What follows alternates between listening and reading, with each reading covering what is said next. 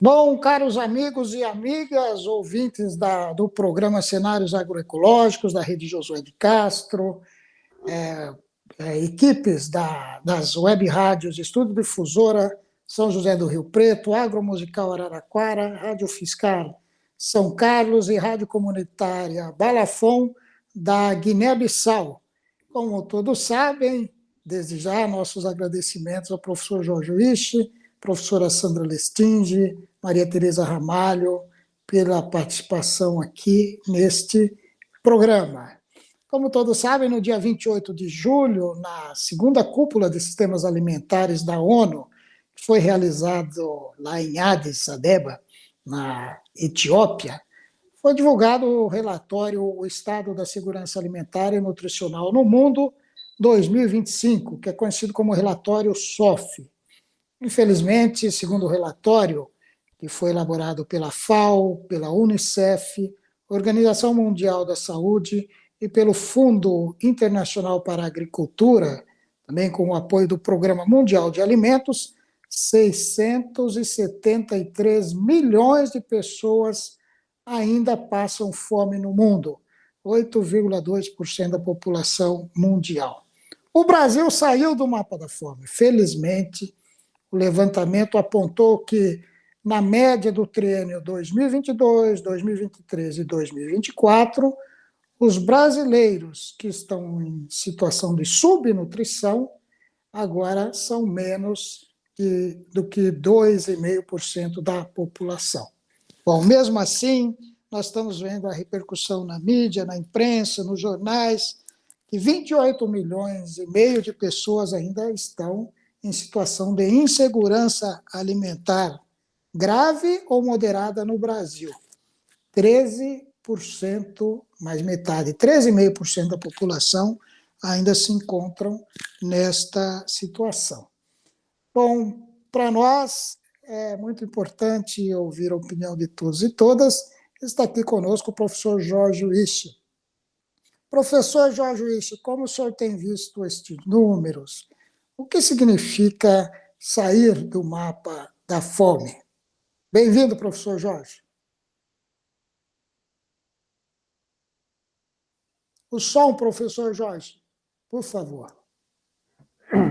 Boa tarde, Jader. Obrigado pela poder estar participando aqui com vocês desse bate-papo. Obrigado aí a Sandra, a Maria Tereza e aos ouvintes, né, que vão estar assistindo essa palestra nossa.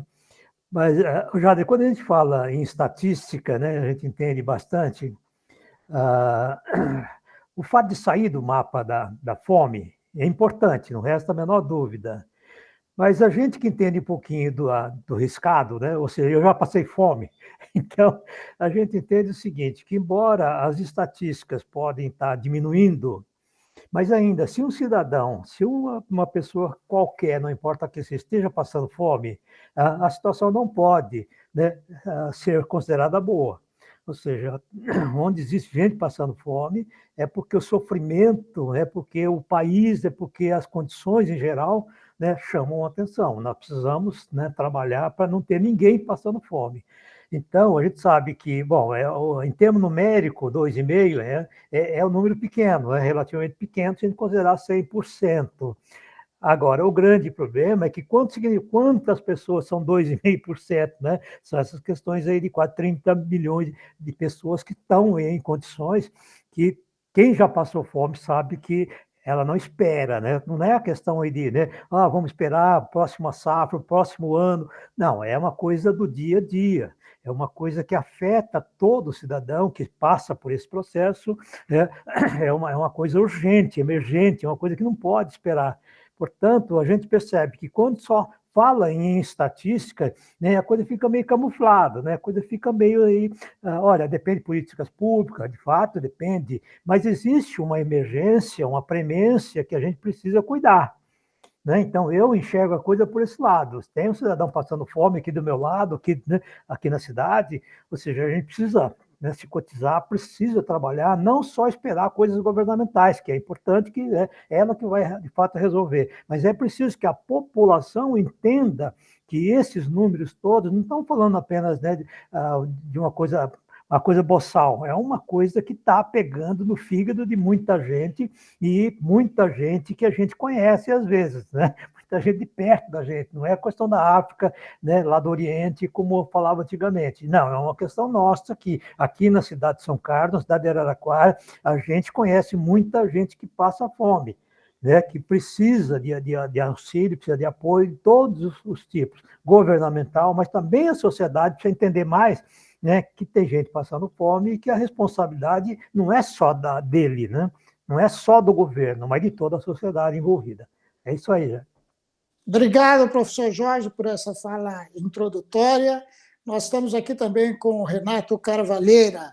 Renato Carvalheira, que ele é da Rede Pensan, e vai se apresentar brevemente para os ouvintes e fazer também o seu comentário sobre o relatório SOF, que foi divulgado agora, dia 28. Bem-vindo, Renato. Maravilha, obrigado, Jader. Está me escutando bem? Que honra. Muito bem, Renato Carvalheira, falando da Rede Pensan. Estou como um dos membros da coordenação da Rede Pensan, ela que trabalha já desde 2012, né? Que a gente vem trabalhando com o tema da fome, com o tema da segurança alimentar, a gente que saiu do Conselho Nacional de Segurança Alimentar, a partir de um encontro de pesquisadores que se viu no Conselho Nacional. A partir daí, a gente viu a necessidade de se criar uma rede, e daí que surgimos. Muito bem, contente de estar aqui contigo, obrigado pelo convite, Jader. Vamos ao relatório, esse relatório do Estado da Insegurança Alimentar SOF, né, em inglês, elaborado pela FAO, mas tem também outras mãos aí, OMS, tem o FIDA, tem o Programa Mundial de Alimentos, né, que também o UNICEF, que também participa do relatório. E é um relatório que tem alguns dados, né, Jader? Tem dois dados interessantes, que são um sobre a prevalência de subalimentação, né, que é esse dado relativo a menos de 2,5% da população, mas também tem uma outra metodologia, FIES, que é uma escala, né, de insegurança alimentar, de experiência de insegurança alimentar, que inclusive se baseia na nossa metodologia aqui no Brasil, a EBIA, né, Escala Brasileira de Insegurança Alimentar, que vem trazendo também dados que a gente viu, né, na última PNAD contínua, que também os dados relativos à questão da fome, então, seja em qualquer metodologia, melhorou. Então, esse relatório tem as suas metodologias, né, da ONU, e ele também comprova essa melhora, né? Se você pegar qualquer metodologia, a gente percebe isso. Então, o primeiro ponto, já com relação ao relatório, é a gente comemorar, porque realmente a gente conseguiu, né, tirar milhões de pessoas, seja com qualquer metodologia que você pegar, a gente conseguiu tirar milhões de pessoas de um estado, né, de fome, de um estado em que falta quantitativamente, efetivamente, comida no prato das pessoas. Pessoas que a gente viu quando a gente fez um inquérito nacional, né, e utilizamos a escala brasileira de insegurança alimentar, a gente viu no primeiro momento, lá no final de 2020, a gente viu 19 milhões. E depois, quando a gente refez isso lá no final de 2021, início de 2022, a gente viu 33 milhões. A gente estava literalmente no abismo, né? Então, o primeiro ponto é comemorar efetivamente, né? A gente sai de novo do mapa da fome, 2014, o triênio lá, nesse período a gente conseguiu sair, e de novo a gente consegue sair, e efetivamente naquela época foram 9 anos de governo efetivamente voltados para essa questão, né, com agenda prioritária para essa questão, e 9 anos a gente conseguiu sair, né? É bom lembrar que foi a Dilma em 2014, né? A gente até cita o governo Lula, mas foi a Dilma. Mas, obviamente, ela era a continuidade dessas políticas. Então, passado, em 2018, a gente viu na POF, na pesquisa orçamento familiar, a gente viu já uma queda da segurança, ou seja, um aumento da insegurança alimentar, a gente já viu os dados piorando. Na pandemia, foi um abismo total, 19, como eu disse, depois 33. Melhoramos na última PNAD, E o relatório também confirma essa melhora, e aí a gente vai para os números, a gente pode conversar até sobre ele, mas, enfim, como eu disse, qualquer metodologia a gente vê essa melhora. Então, esse é o primeiro ponto, né? E a gente conseguiu fazer isso agora em menos tempo. Né? Em 2 anos, a gente consegue sair do mapa da fome, efetivamente com políticas voltadas para isso. Muito bem, então esse é o primeiro ponto, é comemorar, não tenha dúvidas. Segundo ponto, é a gente entender quão vulnerável é a nossa sociedade, a nossa população. Né? A gente faz assim, já entra milhões de pessoas com fome. Acontece assado, outros milhões. Ou faz aquilo, menos milhões. Ou seja, é uma população que ela é muito vulnerável. Claro, vendedor de pipoca ali, quando deu a pandemia, o que aconteceu com ele? Como é que ele ia vender alguma coisa? Né? Então, a gente não tem uma rede, efetivamente, de políticas assim, muito estruturadas que dê um colchão, como os europeus falam, sabe? Um colchão, uma rede de proteção social. A pessoa não cai na fome, que a fome é o último estágio que você percebe. Você não está minha moradia, não sei o quê, né? Fome é o fim dessas piores condições que você tem em vida, né? Só falta o ar para você acabar e morrer, né? Mas, enfim, você tem, então, nessas situações, você percebe, então, essa vulnerabilidade. Ora está assim, outra assim. Claro, não tendo políticas públicas, se piora muito. Se tem pandemia, obviamente piora muito. Mas se tem questões climáticas, como a gente viu no Rio Grande do Sul, piora muito. Né? Então, você tem uma série de questões também, hoje em dia, que pioram as condições. Mas, efetivamente, é uma população muito vulnerável a não digo pequenas, mas determinadas condições em que faz com que você retire ou coloque milhões de pessoas dentro de uma situação ou outra. Não é?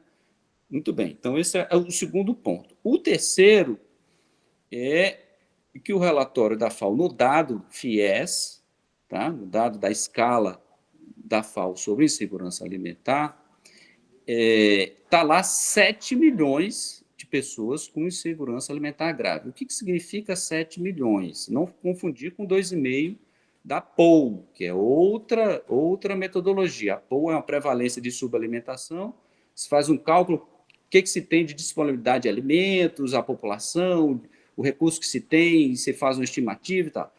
FIES é outra questão que é perguntar diretamente à família se está sofrendo fome, esse tipo de coisa. Né? São pesquisas diferentes. Então, nessa FIES, que está lá no relatório, estão 7 milhões. 7 milhões significa mais do que a população do Uruguai. 7 milhões significa exatamente que é 6,9, não sei o que, a população do Paraguai. Ou seja, a gente tem uma população inteira do Paraguai aqui no Brasil, inteira, um país inteiro vivendo com fome. Então, o problema, obviamente, não acabou. O problema continua. Dimensões, um país gigantesco como esse, 2% é muita coisa. Se fosse só 100 mil pessoas, 2% é pouco. Mas com 210 milhões, seja 2,5, seja o que for, né, esse percentual, é muita coisa. Então, 7 milhões é um número ainda absurdo, ainda é um alarmante catástrofe que a gente tem, silenciosa, né, silenciosa, e que a gente precisa efetivamente resolver. E falando, então, no último ponto, esse era o terceiro, o último, é que se o problema continua ainda, está aí, e ele tem que ser tratado efetivamente, e o que não pode acontecer no futuro é que ele seja tratado como um problema de Estado, quer dizer, chegou um governo, ele que não invente de tirar, entendeu? Um ministério. Eu vou chegar aqui, por exemplo, a gente mudou de governo, 2 vezes, seja para o Lula Bolsonaro, Michel Temer, Bolsonaro, etc. Veja, ninguém falou que ia tirar o Ministério da Educação. Por quê? Porque tanto na direita quanto na esquerda, qualquer bandeira que seja, há um consenso na sociedade brasileira que você não posso tirar o Ministério da Educação, não é verdade?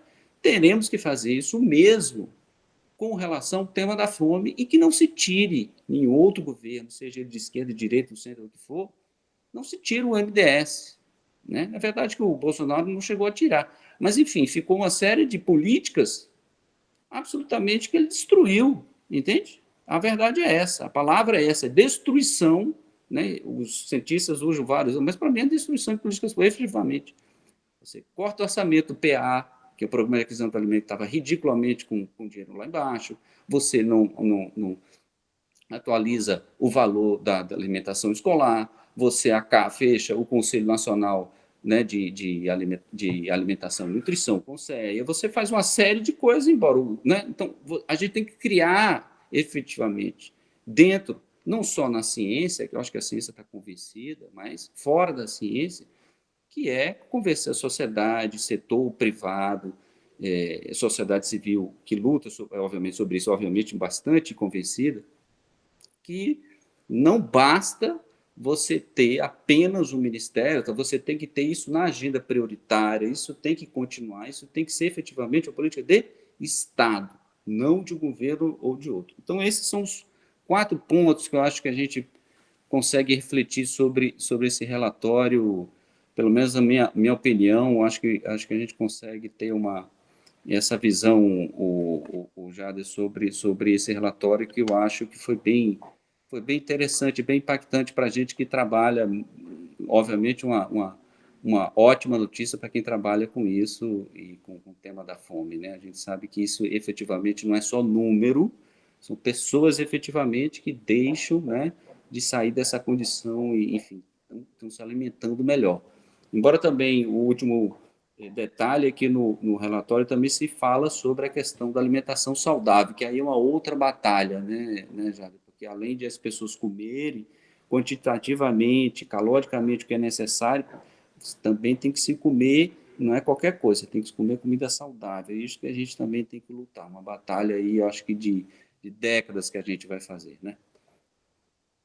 Obrigado, Renato Carvalheira. É sobre isso que a professora Sandra Destinge chamava a atenção. Sandra, que está participando aqui.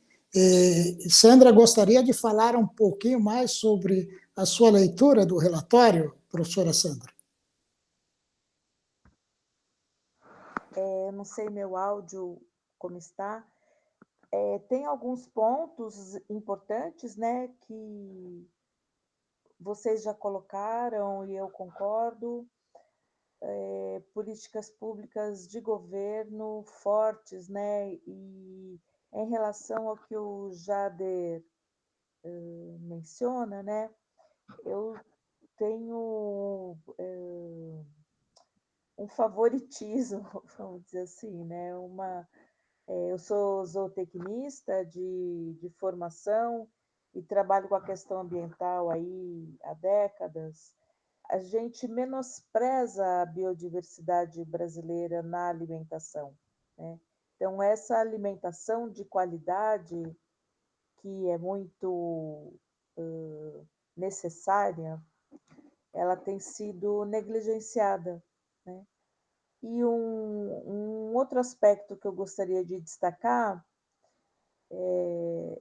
eu lembrei da campanha, né, da política do Fome Zero, e me veio à mente o desperdício zero, né?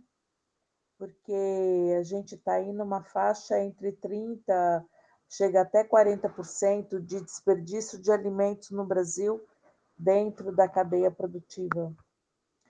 E eu colocaria como um ponto de reflexão qual é a capacidade ou como que o Brasil poderia, como uma política forte de diminuir mesmo, né? Desperdício zero do campo à mesa. Acho que é isso. Obrigada. Muito obrigado, professora. Muito obrigado, professora Sandra Lestinge. Muito obrigado por sua participação. Professor Jorge Wisch, o Renato Carvalheira e a professora Sandra tocaram em alguns pontos que o senhor pesquisa, não? Que é como as famílias, né, vivem a situação de fome, né, diretamente, e como é possível também se reverter ao nível local das cidades, não? Os desperdícios de alimentos, né? O senhor que tem trabalhado aí sobre indicadores de felicidade e como essa questão permeia a segurança alimentar, né?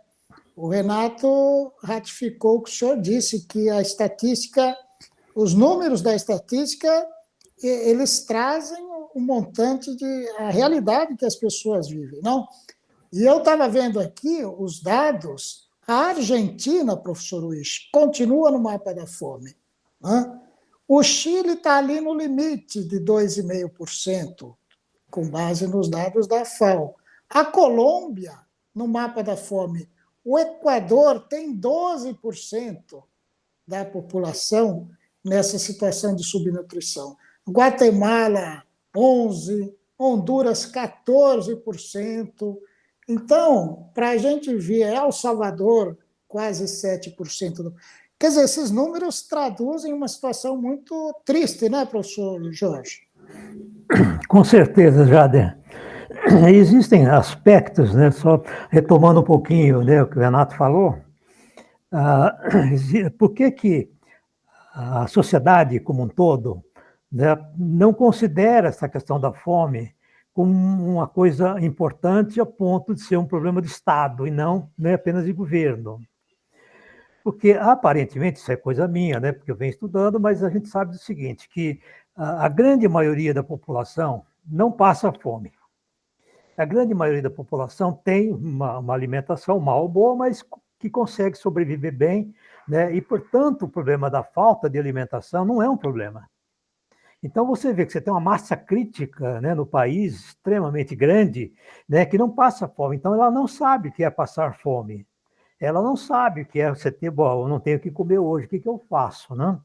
Porque pensa que, olha, não, tem vários programas que você faz, etc. Só que quem passa fome realmente entende que não é bem assim, né? Não é, o problema não é simplesmente, tem uma Bolsa Família, tem uma coisa que, né, tem uma série de outras coisas que estão afetando né, aquela pessoa. A fome está produzindo na pessoa e nos seus familiares, nos seus filhos, né, uma carência, né, que vai afetar, inclusive, a forma dele pensar. Ou seja, uma criança que nasce num ambiente desse, de fome, que ela passa fome muito tempo, ela não cria uma massa cinzenta, uma massa crítica para refletir sobre a própria condição. Então, ela vai ser simplesmente quase que um animal né, sem grandes perspectivas de quase nada. Por quê? Porque ela está, né, com a parte cognitiva afetada. E isso tudo vai refletir na sociedade como um todo. Porque, né, o ser humano, como ele tem inteligência, mas ela não é devidamente, né, tratada. Ela simplesmente, a criança sobrevive ultrapassando um fato que é a diferença entre animais e seres humanos, em que o ser humano precisa da atenção da família para poder se alimentar, diferente dos animais. Né? Os animais, eles, né, já nascem com esse sistema devidamente amadurecido a ponto de buscar a sua própria alimentação. O ser humano não. O ser humano precisa dos pais, precisa da família para dar abrigo, para que ela possa desenvolver o seu sistema cognitivo, né, a sua mente, seu sistema psicossocial, né, bem desenvolvido, porque senão ela não tem. Então, veja, a partir do momento em que a família não tem a alimentação adequada, ela vai ser um sub-ser humano. Ou seja, não vai ser um ser humano completo. E isso aí vai afetar, né, vamos dizer assim, na atuação dele na sociedade. Aí nós temos um monte de marginais, um monte de gente, né, que poderia estar em melhores condições, não estão aí na rua, são os drogados, etc., que busca quase como um animal, sem pensar muito nas consequências sociais, porque ele não tem esse mecanismo bem desenvolvido. Então, veja que existe aí aspectos que, né, não são bem conhecidos, não são bem divulgados, que faz com que a sociedade só acuda em épocas de emergência, em época de catástrofe. Você pode notar que né, não só aqui, mas no mundo inteiro a gente vê, quando existe uma catástrofe, né, um monte de gente se cotiza para ir ajudar. Tá? E por que numa situação dessa de fome, a população não pode agir da mesma forma, sabendo que tem uma gravidade, né, que aquelas pessoas, se elas não comerem, elas vão ter problemas mesmo. Mas a população não enxerga, como se isso aí não fosse grave. Então, é preciso que, né, os governos, é preciso que o pessoal que trabalha, né, com a divulgação, né, comece a falar da gravidade, né, desse fato, de passar fome. Isso aí não é uma coisa comum, não é, né, simplesmente você não ter um bem qualquer, você não ter uma casa, você não ter um trabalho. Não, isso aí significa que você, se você não tiver, né, a devida clareza sobre a importância desse aspecto, você não vai ter um ser humano, né, normal. Você não vai ter um ser humano que você pode contar com ele, né, para desenvolver a potencialidade que todo ser humano tem. Por isso que nós precisamos entender mais isso aí, precisamos trabalhar essa questão, né, de apontar para a gravidade desse problema, para que a sociedade também, né, vamos dizer assim, vista a camisa desse processo e cobre os governos quando isso está acontecendo. Porque, como eu falei, se a maioria da população acha que isso não é um problema, porque ela nunca sentiu fome, então ela não vai aderir. Agora, a partir do momento que, olha, por que a gente cuida aí dos deficientes, né? Por que a gente cuida aí do pessoal que está com esses problemas que a gente, né, sabe, né? A questão dos TEAs agora, né, dos autistas, etc. O pessoal, né, corre para brigar.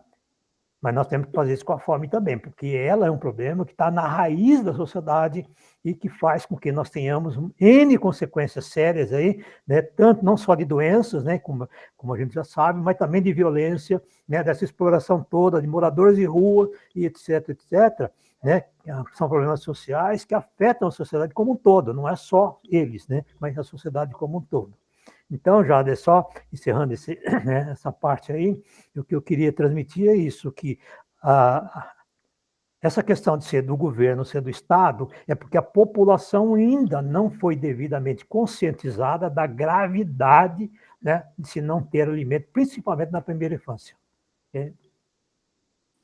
Muito obrigado, professor Jorge Rich, e depois eu queria ouvir novamente a professora Sandra, porque olhando os dados aqui da FAO, lá nós temos outros países que, como eu disse, um deles vai ouvir este programa aqui, que é a Guiné-Bissau. O indicador da FAO para a Guiné-Bissau é de 22,1.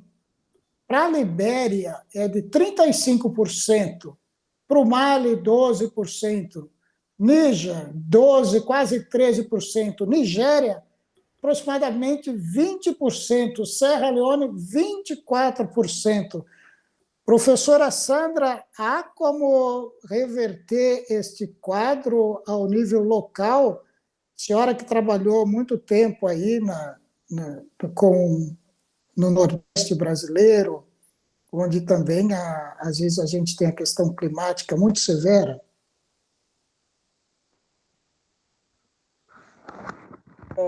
Jader, essa pergunta não tem resposta.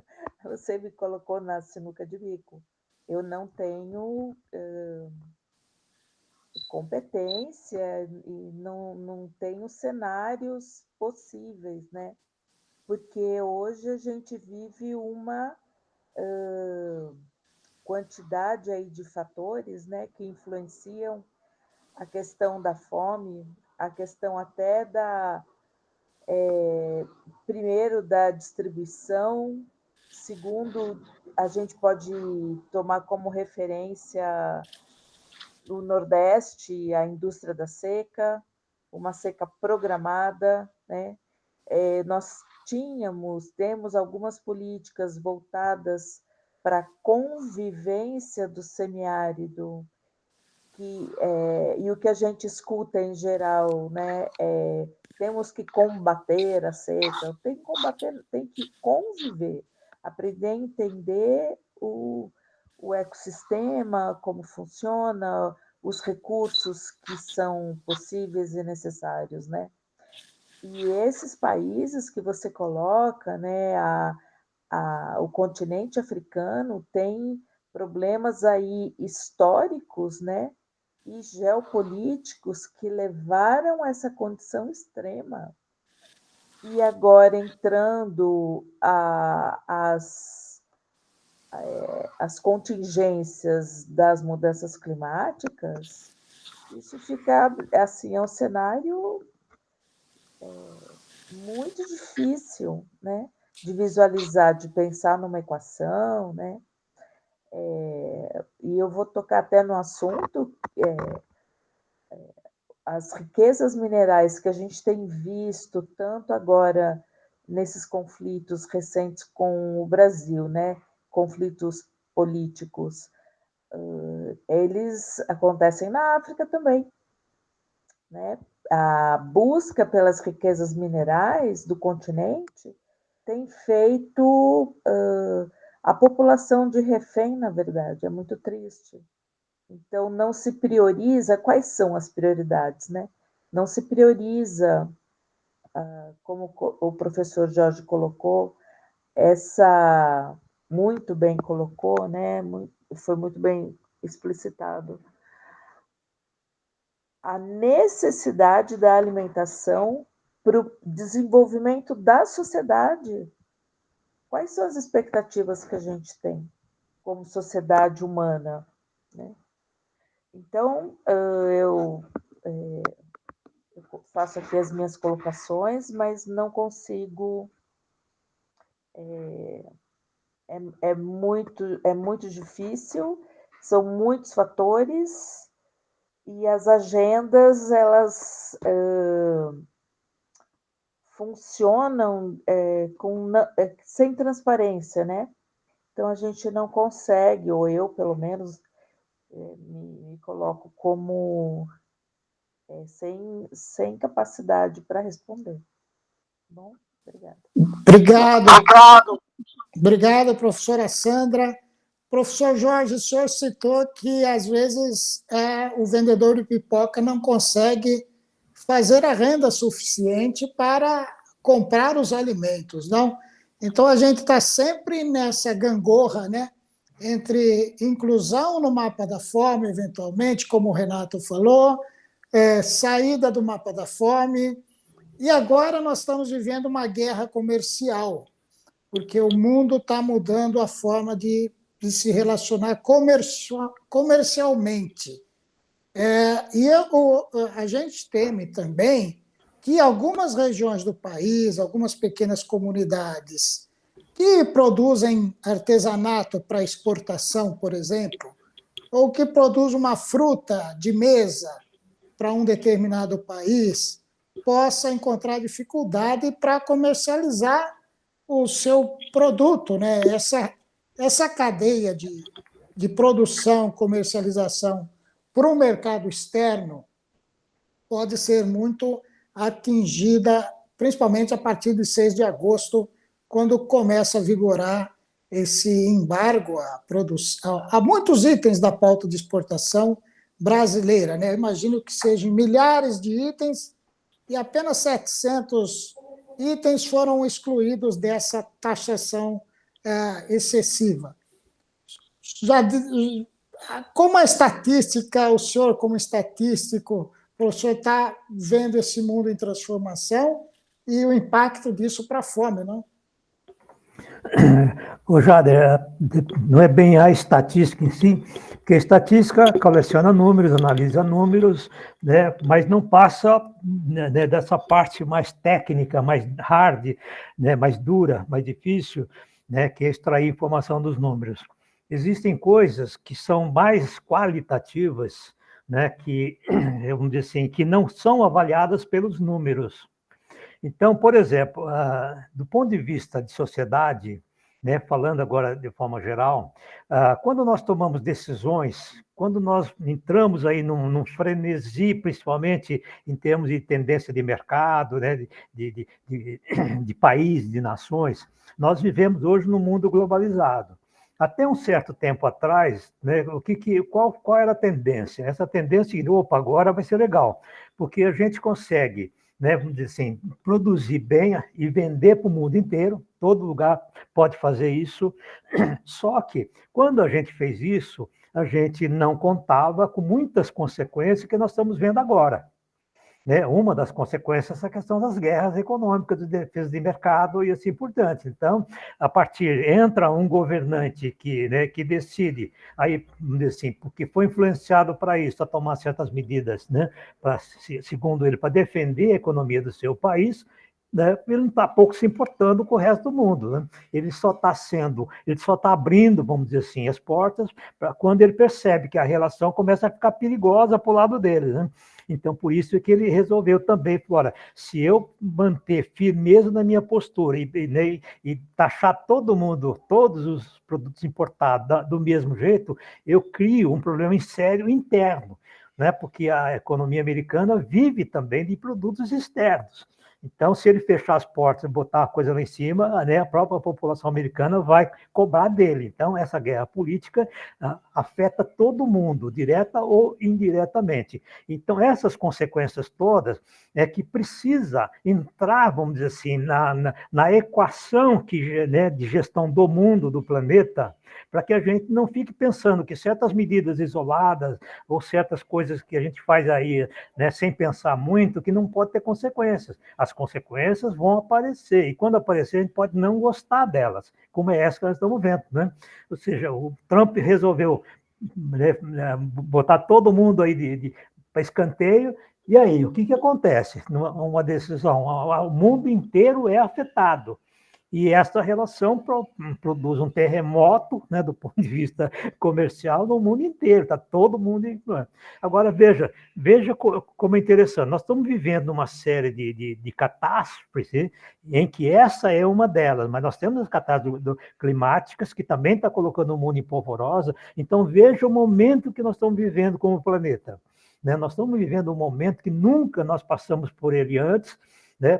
Estamos vivendo uma situação que está obrigando, vamos dizer assim, a gente a pensar e repensar tudo aquilo que a gente acreditava, né? Tudo aquilo que a gente achava que era bom, de repente não é tão bom assim, e isso faz parte do nosso processo evolutivo. O ser humano precisa aprender que ele não toma nenhuma medida sem consequências. As consequências podem demorar para surgir, mas elas vão surgir um dia. E estão surgindo coisas que mostram para a gente que o quanto que nós, seres humanos, ainda precisamos aprender, precisamos, né, estar muito atento, porque se a gente não estiver atento para as consequências e, consequentemente, responsabilidades, né, a gente vai cada vez ficar pior. Porque o planeta já está querendo expulsar a gente daqui, né? A própria sociedade já não se entende mais, e agora, com as ferramentas tecnológicas, inteligência artificial, nós vamos até perder certas coisas que, né, a gente já estava caminhando para ela, que é a questão da gente ter cabeça para refletir sobre os problemas, né? Porque nós estamos deixando agora, por conta da inteligência artificial, resolver os nossos problemas, né?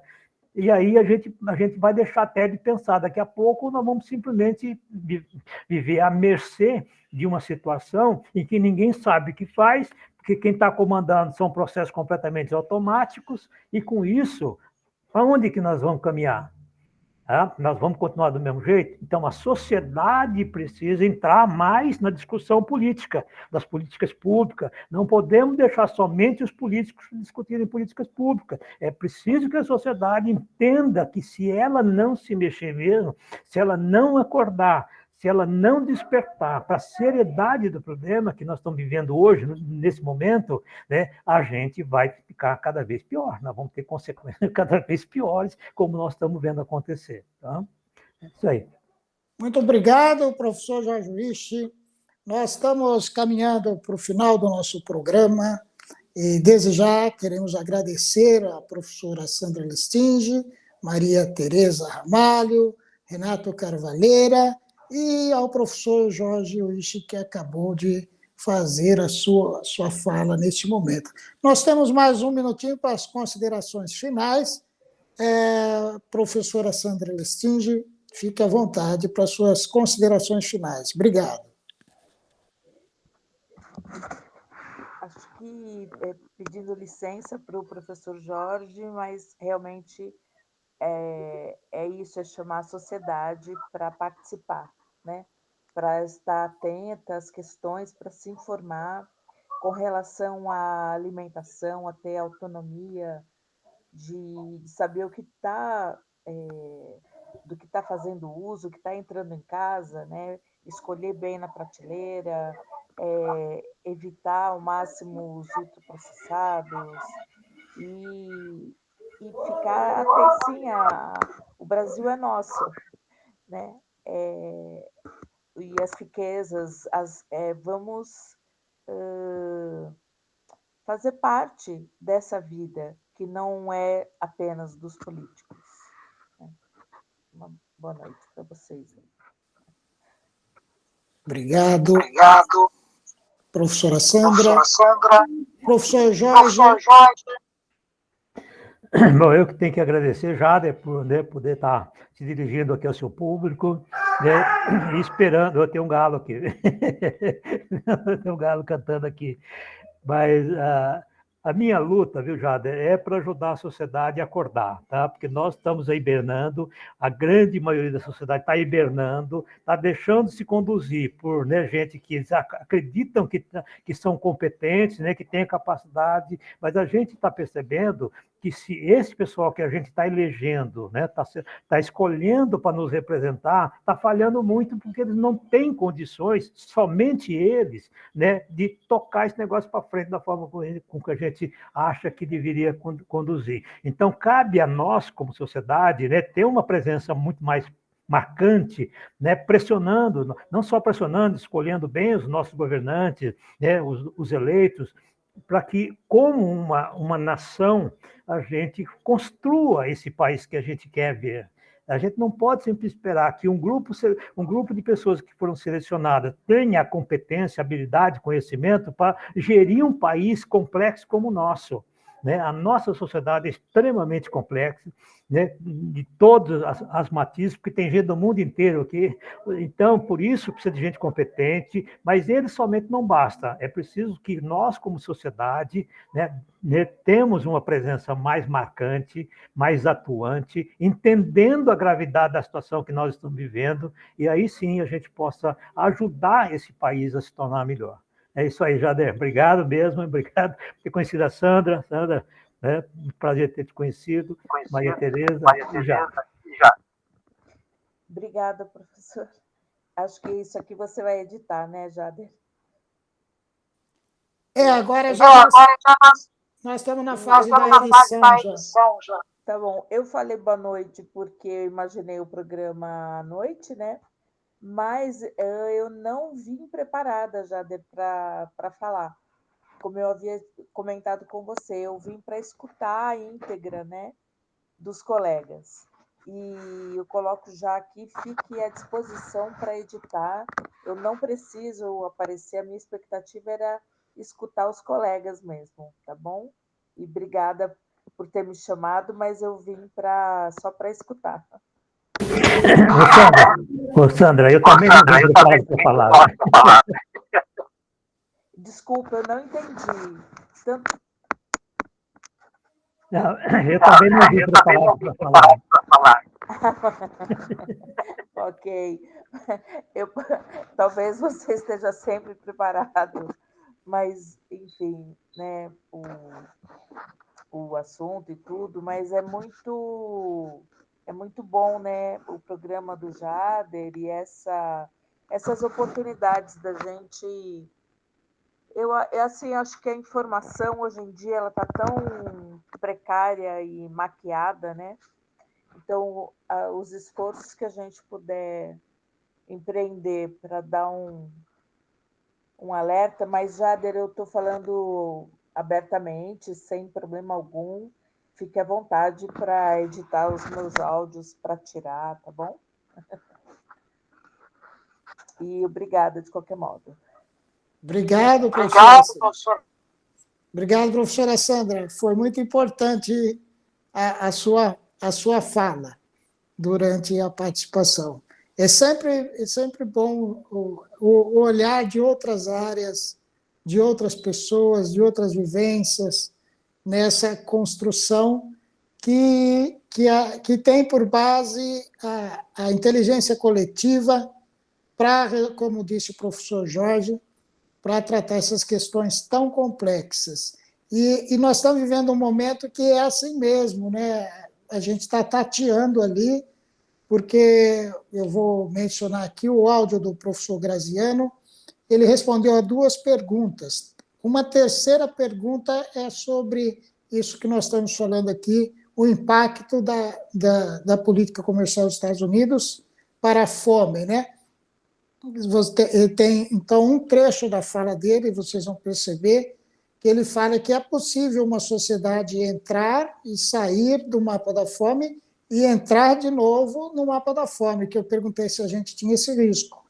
Ele não quis comentar porque ainda está em tratativa tudo isso, mas o impacto pode provocar o efeito contrário, mais pessoas ingressando na fome, no mapa da fome de novo, né? Então, mas tudo isso ainda está sendo trabalhado. A gente está numa corda bamba, né? Acho que vem muita coisa por aí, assim, vem muita mudança, adaptações, né?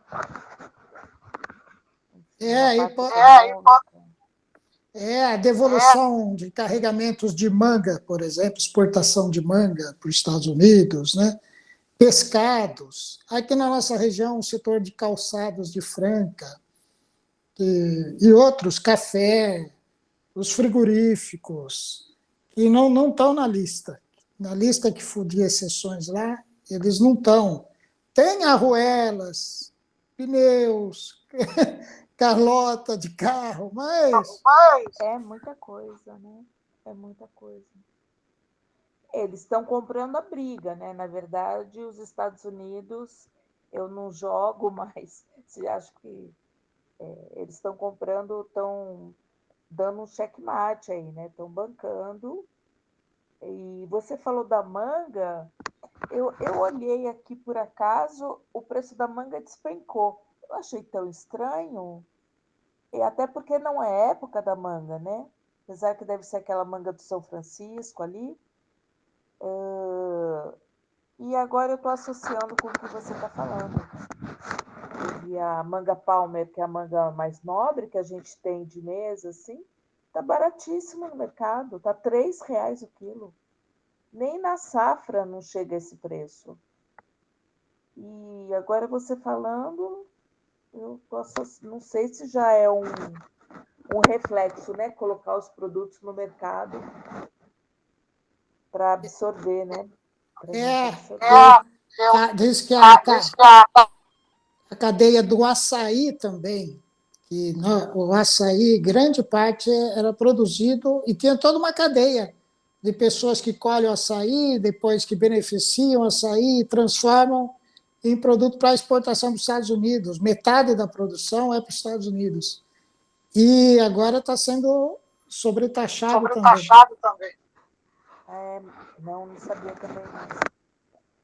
Não, na verdade, eu não tive acesso, porque assim, a notícia foi tão impactante e fiquei na perspectiva de ele vai mudar de opinião ou não, né? E tem até uns comentaristas diz que é tudo estratégico, né? Eles chamam de política do louco, mas tem teoria, não é o louco, tem teoria sobre isso, né? Que o governante passa a agir de forma totalmente inesperada, né? E essa questão é estratégica. Então, se pegar, a gente falava, né? Pegar de calça curta, pegar você sem... te dá um susto mesmo, né? E essa, pelo que eu tenho lido, é a escolha, a opção dele, né, do Trump. E vamos aguardar, né, esses conflitos aí que a gente tenha balas na agulha para aguentar. Né? Nós estamos com um problemão aí, né, professor? Porque vai abater na taxa de câmbio. O Banco Central já manteve a taxa de juros, a Selic, no mesmo piso. Então, o governo também tem a restrição fiscal para atender Mas isso vai ficar com outro programa, né? Gente, Obrigada. muito obrigado. Obrigado, Tereza. Tchau, Obrigado,